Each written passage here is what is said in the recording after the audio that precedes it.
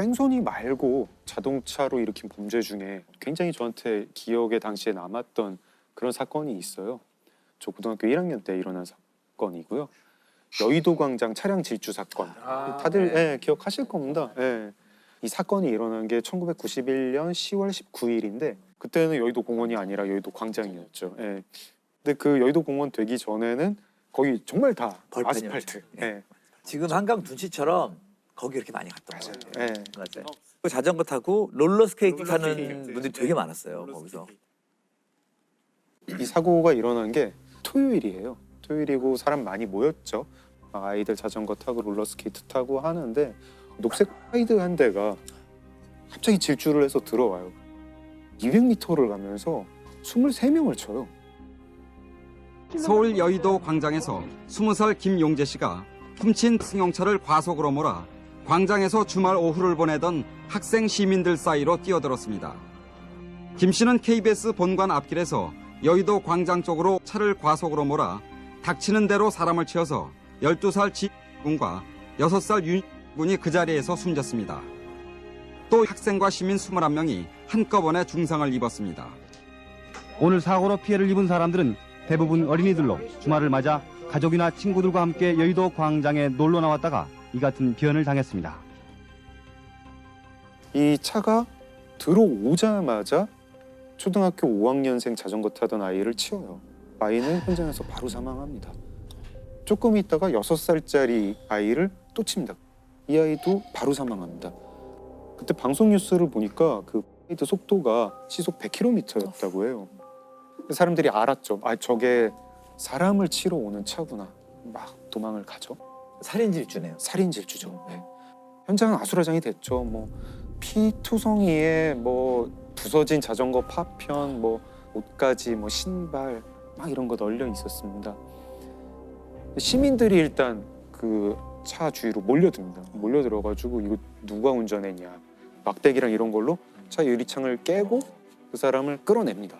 끌어냈는데 옆에 있던 여자 중학생이 잡고 가까이 오면 나 이거 찌르겠다.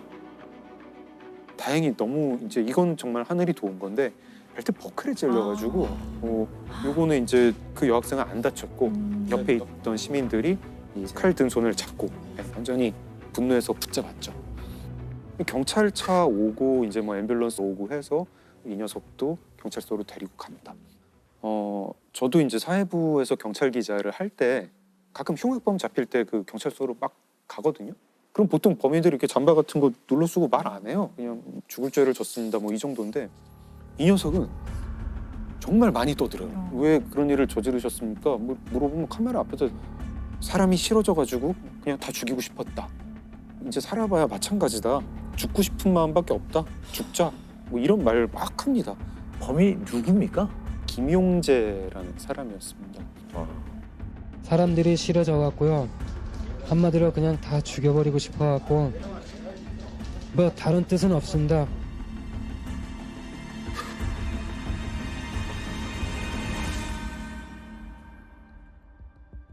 좀 불행한 삶을 살긴 살았어요. 되게 눈이 안 좋아가지고 거의 약시였는데 안경 살 돈이 없어가지고 안경도 못 끼는 그런 정도의 경제 수준이었습니다. 이제 그렇게 눈이 나쁘니까 운전면허도 없었어요. 무면허로 지금 무면허. 그 차도 훔친 차였고요. 세차장, 나이트클럽, 뭐 인형공장, 중국집 이런 데서 일을 하는데 눈이 너무 나쁘니까 자꾸 실수를 해요. 그러니까 금방 잘리고 계속 울분에 찬 삶을 살았던 거죠. 텔레비전을 보는데 여의도 광장이 나오는 거예요. 그걸 보면서 나는 불행한데 너희들은 행복한 것 같고 너희들도 상처받았으면 좋겠다. 나처럼. 그래서 그렇게 살인 질주를 해요. 카메라 앞에다 대고 나는 어차피 이 세상 이제 살아봐야 마찬가지다. 죽고 싶은 마음밖에 없다. 뭐 유전무죄, 무전유죄. 그 당시에 한창 유행했던 그런 말 쓰고 뭐 유전무죄, 무전유죄라는 말이 이런 놈이 쓸 말은 아니죠. 김용재 같은 사람이 쓸 말은 아니고 자기가 치워 죽인 어린이들은 뭐 무슨 죄가 있었나 이런 생각을 하게 되는데 김용재는 사형 판결을 받았고요. 사형이 집행이 됩니다. 이 사람은 30살이 되기 전에 사형으로 삶을 마감했습니다. 우리가 이제 그런 것들을 사회의 문제라고 이제 가끔 표현을 하잖아요. 김영재 같은 경우는 자신의 부모나 자기에게 뭔가를 저지른 사람들한테는 조금의 책임이 있을지도 모르죠. 하지만 이렇게 뭉뚱그려서 이런 사회란 것이 나 아닌 모든 인간으로 구성되어 있기 때문에 내가 이 인간 중에 누구라도 해를 입히는 게 복수를 하는 거다는 것도 아주 이상한 개념이에요. 존재하지 않는 거를 설정하고 거기에 복수를 하려고 하는 이상한 생각이죠, 사실은. 이런 어떤 사회적인 분노를 좌절로 이어지기 전에 단계가 뭐냐면 무력감이에요. 내가 이 상황을 극복할 수 없다라고 하는 무력감에 너무 심하게 빠져가지고 결국은 분노로 치환되는 이런 과정을 겪고 있거든요. 전형적인 묻지마 범죄 유형이거든요. 그렇죠. 이런 묻지마 범죄 사건은 이게 접할 때마다 좀 안타까운 생각이 많이 들어요. 강도와 성폭행과 살인이 네. 한꺼번에 일어난 용인 택시 연쇄 강도 살인 사건으로 보도가 된 사건입니다. 2002년 4월에 김경훈이라고 하는 소위 이제 주범인데요. 네. 28살이었었고 같이 범행을 저지른 공범은 허재필이라는 자였었는데 24살이었습니다. 이 김경훈과 허재필이라는 이 두 범죄자들은 용인에 있는 한 골프장 식당에서 일을 하면서 둘이 이제 알게 됐어요. 근데 이제 김경훈이라는 자는 나름대로 어떤 뭐 이 교육자 집안이라고는 합니다. 그래서 뭐 그렇게 어렵게 살지는 않았는데 특수 강도 범죄로 체포가 되어가지고 구속이 됩니다. 4년 실형을 받고 나오거든요. 아마 굉장히 중범죄였던 것 같아요. 어찌됐건 그 범죄를 저지르고 난 이후에 총 전과 7범의 범죄를 저지르면서 계속 범죄를 이어왔습니다. 이제 그 당시의 수사 기록들을 검토를 해보면 대부분 성범죄와 관련된 범죄가 계속 이어져 왔다. 그래서 돈과 여성에 어떤 집착하는 네. 이런 유형이었다라고는 알려지고는 있습니다. 근데 허재필은 의외로 뭐 그런 어떤 그 전과가 없어요. 빚이 좀 있었다 그래요. 근데 당시에 월급이 이제 워낙 얼마 되지 않으니까 김경훈이가 이제 제안을 합니다. 택시로 위장 강도를 해서 너희 빚을 내가 갚아주고 같이 우리가 뭐 유흥비에 쓰자. 그래서 2002년 4월 18일에 이제 범행을 시작하는데요. 둘이서 차를 타고 가가지고 허재필은 트렁크에 숨어 있고 김경훈이가 자신이 알고 있는 여성에게 그날 잠깐 만나자라고 이제 제안을 해서 영동 고속도로 상에 있는 한 휴게소로 이제 유인을 해서 태워서 갑니다. 그리고 그 휴게소에 도착을 한 다음에 트렁크에 숨어 있던 허재필이가 나와서 김경훈과 합세를 해서 이 여성한테 금품을 강취를 합니다. 그래서 카드를 강취한 이후에 이 여성을 살해합니다. 그리고 이제 인근에 안매장을 한 뒤에 12회에 걸쳐서 286만 원을 인출을 합니다. 그래서 이제 이 살인을 한 이후에 자신감을 가지죠. 이 범죄자 둘은 이제 우리가 뭔가 해낼 수 있다. 두 번째 사건은 며칠 지난 다음에 두 사람은 주차된 택시에 택시 번호판을 일단 훔칩니다. 그리고 그 위에 있는 캡을 택시 캡 있잖아요. 네. 그것까지 훔쳐와가지고 네. 자기 차에 장착을 해요. 그러니까 번호판하고 그 캡을 캡만 훔쳐서 자기 차에, 그러니까 자기 일반 승용차에 택시로 위장을 한 거죠. 그렇게 이제 택시를 하나 만들어가지고 용인 일대를 돌아다니기 시작을 합니다. 그리고 그날 밤에 오후 11시경에 수원의 한 도로에서 택시를 기다리던 여성을 이제 차에 자연스럽게 태워가지고요. 현금 2만 원을 강취를 하고요. 신용카드를 빼앗습니다. 그리고 노끈으로 목을 졸라서 살해하고 트렁크에 유기를 하죠. 불과 다음 날 이제 막 하루하루 계속 범죄가 이어집니다. 그래서 밤만 되면 택시를 기다리는 여성을 태워가지고 같은 방식으로 범행을 하고 살해를 합니다. 결국은 이거 카드로는 어차피 많은 돈을 뽑을 수는 없잖아요. 그렇습니다. 몇백만 원 때문에 계속 그렇죠. 사람을 죽이고 있다는 건데 때로는 몇십만 원, 뭐 몇백만 원 그게 정말 정도. 이해가 안 되는 것 같아요. 근데 이게 되게 중요한 부분이에요. 범행이 탄로날 것 같아서 살인을 저질렀다라고 하는 것이 이 범죄자들의 특징으로 지금 보시면 될 것 같고요. 그리고 나서의 이 범죄자들이 자신들의 범행에 대한 이제 수사망이 좁혀지기 시작을 하니까 갑자기 이제 그 다음날 패턴을 바꿉니다. 이 번호판과 캡을 떼어내고 3명의 여성이 같이 서 있는 곳에 가서 같이 놀러 가자, 드라이브를 하자 이렇게 이제 유인을 합니다. 유인을 해서 자기 차에 태운 다음에 2명을 성폭행을 하고 또다시 같은 방법으로 노건으로 피해자들을 살해합니다. 그러다가 이제 체포된 과정을 보면요, 계속 범죄가 이제 성공을 하니까 네. 용인의 한 회사 주차장에서 이제 번호판을 훔치려고 하다가 경비원한테 발각이 됩니다. 그래서 이제 경찰에 신고가 되어가지고 절도 범죄로 경찰이 출동을 해서 이 두 사람 체포를 하는 과정에서 네. 김경훈이 경찰에 도착하기 전에 이제 도망을 가게 됩니다. 네. 도주 하루 만에 경찰은 이제 김경훈의 은신처를 찾습니다. 그래서 이제 방을 급습을 했는데 급습하는 순간에 이미 김경훈은 자신의 목을 찌르고 피를 흘리고 있던 상태로 발견이 됐죠. 그래서 이제 경찰이 병원으로 후송을 했지만 결국 사망을 하게 되죠. 경찰은 이내 동생을 앞세워 용의자 김 씨가 은신 중인 포항의 한 가정집을 덮칩니다.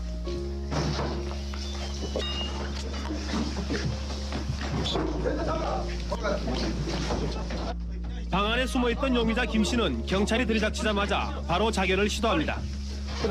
용의자 김 씨는 병원으로 옮겨졌으나 오늘 오후 6시쯤 끝내 숨졌습니다. 그래서 그 사실은 체포될 당시에 경찰이 정말 놀랬다 그래요. 저는 이제 투입되지는 않았었는데 차에 그냥 시신들이 이렇게 포개돼 있었죠. 뒷좌석하고 뒷좌석에. 뒷좌석과 트렁크에 트렁크에. 그냥 뭐 이렇게 그냥 마치 짐짝처럼. 어떻게 싣고 다니지? 그러니까. 그래서 시신을 싣고 다닌 차량으로 굉장히 유명했던 이런 사건입니다. 결국 이 두 사람은 단 11일 동안 여성 6명을 살해하고 그들이 뺏은 돈은 단 520여만 원에 불과했다고 합니다. 연쇄 살인범 허재필은 경찰에서 쓴 자술서에 잡히지 않았다면 계속 사람을 죽였을 것이라고 썼습니다. 허재필은 이 자술서를 쓰면서 끝내 회한의 눈물을 흘리며 용서를 빌었지만 용서받기엔 그의 범죄가 너무 중하고 큽니다. 허재필은 체포가 되어가지고 사형 선고를 받고 현재도 수감 중에 있습니다. 근데 사형수로 지금 현재까지 수감을 하고 있는 거죠. 아니, 살인장과가 없었던 두 범인이 어떻게 첫 범행부터 이렇게 다양한 살인의 강도에 의아하거든요. 그렇죠. 저도 이 질문 되게 많이 받거든요. 그런 일들은 사실 많이 일어납니다. 근데 이들이 갖고 있는 소위 목표는 자신이 원하는 어떤 목표를 이루기 위해서를 이것을 좀 도구처럼 쓴다는 건데 사이코패스들하고 좀 다른 의미를 갖고 있어요. 여기에서 우리가 어떤 걸 주목해야 되냐면 택시 연쇄 강도 살인 사건의 본질은 금품 감취의 목적인 강도 범죄를 이어나가기 위해서는 어떻게든 증거가 인멸되어야 되고 그렇죠. 증거 인멸의 방식은 성폭행을 하는 것이고 신고하면 결국 너만 손해다. 가족들이나 남편 또 다른 사람들이 알게 되면 이런 이제 신고되지 않는 범죄들이 훨씬 많고요. 네. 정확한 내용을 파악하기도 어려운 한계들이 있습니다. 신고율이 거의 10% 넘어가는 통계가 잘 없어요, 실제로. 전체 사건 중에 10%를 잡아도 아주 많이 잡는 통계이고. 그다음에 여러 연쇄 사건으로 성폭행이 이어진다면 노출의 위험이 높기 때문에 결국 피해자를 살해하는 것이 자신의 금품 강취를 위해서는 필요한 그냥 도구적인 행동과 행위다 이렇게 이어지는 것이죠. 그러니까 쉽게 얘기하면 강도를 저지르려는 자들은 살인이나 성폭력으로 자연스럽게 이어질 수 있다라는 거죠. 그렇죠. 예, 결국은 이어지기도 하고 짧은 시간 안에 혼합되어서 나타나는 것이 우리가 연쇄를 빨리 차단해야 되는 가장 중요한 이유가 되겠습니다. 강도 범죄를 이게 조금 뭐 살인보다는 좀 가벼운 범죄 이렇게 볼 게 아니네요. 그렇죠. 보통 그렇게 보잖아요. 그래서 그렇죠. 예. 그래서 그냥 연쇄 강도야 한 10건 저질렀대. 뭐 차량 절도범이 10건 지금 발생을 했대라고 하는 것에 대해서 우리가 좀 심각하게 생각해야 될 필요가 있다 이렇게 말씀드리고 싶습니다. 연쇄 성범죄자들의 그들만의 특징이 있나요? 연쇄 성범죄자들만의 특징을 몇 가지만 요약을 해보자면 첫 번째로 범행 도구나 이런 것들을 좀 치밀하게 준비를 하고 납치, 유인, 감금 뭐 이런 것에 굉장히 능숙하기 때문에 네. 피해자들이 저항을 하지 못하는 경우가 많이 나타나고 있습니다. 그리고 익숙한 장소에서 범행을 계속 이어갑니다. 그러니까 자기들이 네. 익숙한. 초기 단계에서 범행을 저지를 때 성공한 그런 익숙한 장소들이 있어요. 그다음에 이제 이 여러 연구에 의하면 사실 성범죄라고 하는 것이 성적 만족보다는 피해자에 대한 권력을 행사하고 통제하려는 욕구에서 비롯된다라고 하는 연구들이 굉장히 많습니다.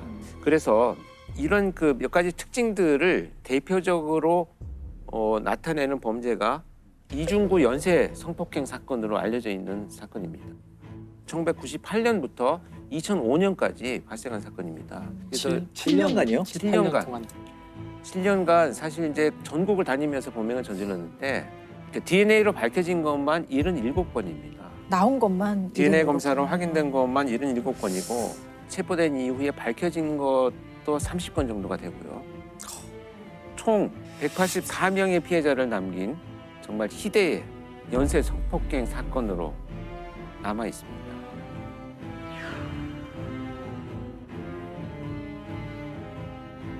이 이중구는 택시 기사였었어요. 그런데 범행이 처음 발생한 발단이 뭐였었냐면 어떤 여성이 밤늦게 자기 차를 탔는데 돌아왔다라는 이유로 차량 내에다가 택시비를 던져주고 갔다는 거예요. 이건 뭐 본인이 주장하는 겁니다. 그러다 보니까 이제 화가 나서 그 여성이 들어가는 집을 기다리고 있다가 나중에 침입을 했어요. 침입을 했더니 그 여성이 혼자 있어서 자기가 성폭행을 저질렀다라고 이렇게 주장을 합니다. 그 이후로 이제 지역을 옮겨가면서 엄청난 연쇄 성범죄를 저지르기 시작을 합니다. 주로 젊은 여성들이 많이 살고 있는 대전의 한 원룸촌입니다. 지난 10년간 이 지역에서만 100여 건의 성폭행이 신고돼 여성들의 불안감이 계속되었습니다. 답답하죠. 왜 못 잡을까? 빨리 잡혔으면 하는 바람이죠. 피해자 수도 굉장히 충격적이고 수법도 굉장히 지능적이고 잔인하다고 들었거든요. 정말 이런 연쇄 범죄가 성폭행을 목적으로 한 범죄인데 이 성폭행이 첫 번째 범죄를 자기가 진술한 것처럼 화풀이를 했다라고 하는 이 진술이 되게 중요한 부분이거든요. 그러니까 성폭행을 통해서 피해자가 정말 회복될 수 없는 끔찍한 일을 당하고 있는 이런 어떤 고통스러운 모습, 여기에서 아마 굉장히 큰 자극이 된 것으로 판단이 됩니다. 그러다 보니까 범행이 이어져가는 수법도 굉장히 지능적이었고 잔혹했습니다. 범행 초기엔 주로 원룸에 혼자 사는 여자들이 대상이었습니다. 늦은 밤 귀가하는 여성을 따라 들어가거나 아예 가스 배관 등을 타고 미리 들어가 여성이 귀가하길 기다렸다가 성폭행하는 식이었습니다. 이후 발바리의 범행은 갈수록 점점 더 대담해졌습니다. 같은 장소에서 여러 명의 여성을 동시에 성폭행한 경우도 여러 차례 있었습니다. 심지어 한 번 성폭행한 여성을 다시 찾아가 또 성폭행한 경우도 있었습니다. 7년 동안 그 수많은 피해자들 중에 몇몇은 경찰에 신고했을 것 같은데 그런 건 없었나요? 경찰에 신고를 당연히 했죠. 신고를 해서 경찰이 수사를 했는데 이 당시에 저도 사실 그 현직에 제가 있었을 때인데 계속되는 범행이 이어지니 지방에 있는데 이런 범죄의 패턴에 대해서 이제 우선 의뢰를 받았었는데 그 당시에 몇 건의 신고된 피해자들은 전부 성폭행이 일어나고 난 이후에 몇 시간 동안을 씻게 만들었어요. 그래서 현장에서 증거물 확보가 뭐 불가능했었죠. 피해자들이 그러고 나니까 신고를 해도 불가능하겠다라고 체포가 불가능하겠다라고 포기하는 부분들도 많이 있었고요. 그러나 이제 뭐 증거가 나중에 나오긴 했습니다만 이 연쇄 성폭행 이중구의 이런 범죄의 유형이야말로 우리가 생각하는 어떤 테러와 같은 정말 성범죄죠. 이런 끔찍한 범죄 행각을 좀 끊지 못했던 이 심리가 뭘까요? 이런 범죄를 저지르는 자들이 마치 이제 중독이라고 표현하는 이 뇌 기능의 변화를 같이 일으킵니다. 그러니까 예를 들면 내가 사람들한테 늘 모멸과 멸시를 받아왔다라고 생각하는 이런 왜곡된 주관적인 어떤 감정, 이런 것들을 이제 누군가를 지배함으로 해서 회복한다라고 하는 이런 그 감정으로 연결됐을 가능성이 굉장히 높다고 보고요. 그래서 저는 이 연쇄 성폭행 범죄자들이 성중독이라고 생각을 합니다.